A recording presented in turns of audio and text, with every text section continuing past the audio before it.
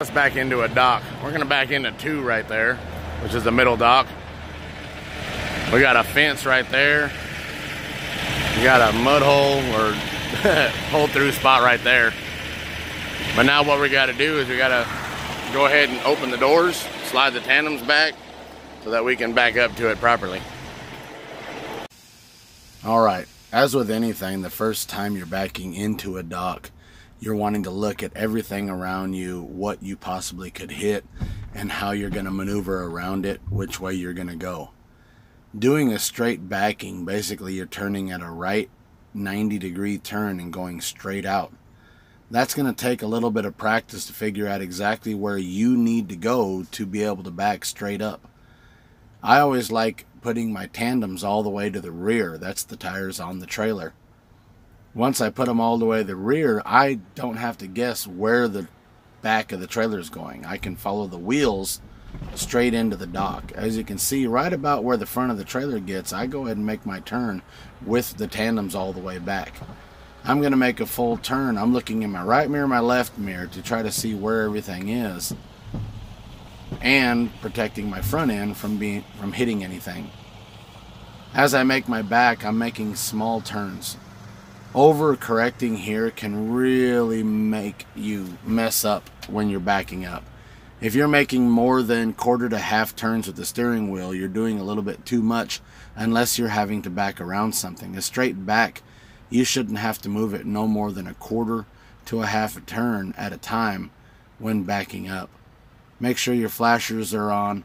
The one thing you did see that I did not do, that is something you should do, is blow your horn before backing up. You never know when somebody's walking behind you or somebody's driving behind you. That's happening a lot and a lot more nowadays. If you toot your horn and go to back up and somebody goes behind you anyway, then that becomes their fault. But at the same time, you're the professional driver, so you should do everything in your power to stop that from happening. Try to anticipate the movements of others around you. Once you get backed in, you set the brakes, walk to the back, put your chocks on. In this case, we have to remove the airline so that they know we can't release the brakes until they are ready for us to be done and leave. Marvel at your backing skills.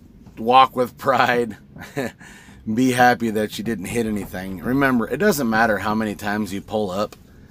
You know, some people may think that you're horrible if you pull up more than once. Well, you know what? As long as you don't hit anything, there's nothing to worry about because you didn't hit anything. That's the key thing to backing up. Practice makes perfect. Eventually you'll be able to back up without pulling forward too many times. But don't try to rush that. Just try to get it into the spot that you need to get it. Be happy that you got in there without hitting or damaging anybody's property. Then be proud. Give yourself a thumbs up.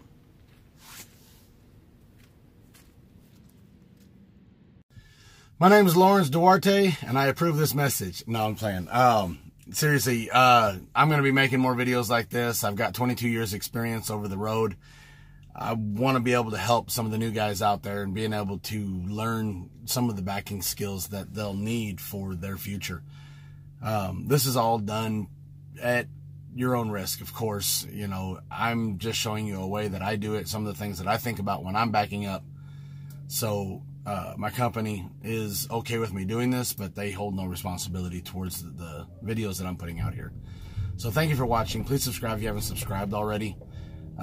Give us some thumbs up, and we'll see you guys on the next video or somewhere out there on the road. As far as some of you other professional drivers out there, if there's anything I missed, any kind of pointers, any kind of tips you want to give somebody out there that's just starting out, just put it in the comments below.